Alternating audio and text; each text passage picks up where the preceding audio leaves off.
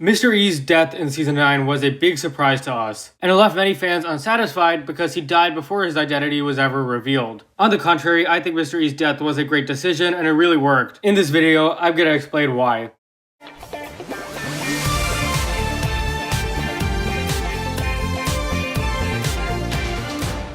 Hey guys, welcome back for a new video. We're talking about why Mr. E's death worked. Now, I can understand why a lot of people feel like this character was a missed opportunity.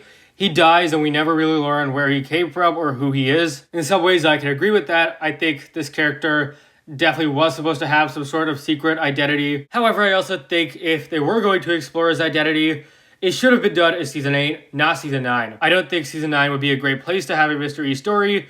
That should have been done in Season 8. By Season 9, his time had passed, so I don't think killing him off was the wrong move. So that explains why I don't think Mr. E's death was a bad decision, but this doesn't explain why I think it was a good decision. The reason why Mr. E's death was a good call has to do with the person who killed him, Garmadon. Upon his return in Season 8, he's already shown to be a lot scarier than he was previously. We see him nearly murder his son, which I thought was pretty intimidating, but Season 9, Episode 86 takes it a step further. It comes as no surprise that he would be ruthless towards his enemies, but Season 9 shows that he's also the same way to his allies. He expects nothing but the best from his servants. He expects them to succeed.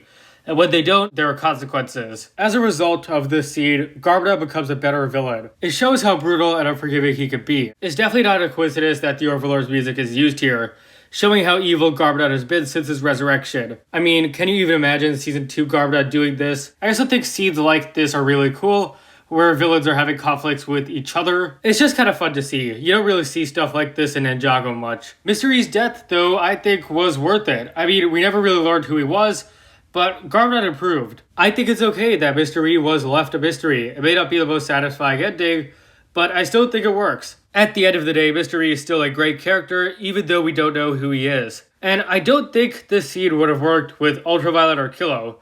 I mean, it's not just that they're both human, well, at least she is, but more so because they're not fan favorite characters in the way Mr. E is.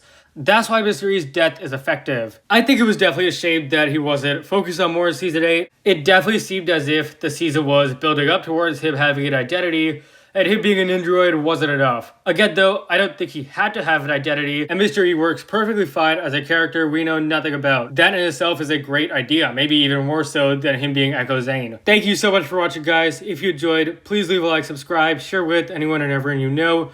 Share your thoughts on the death of Mr. E if you liked it or not, and I'll see you next time.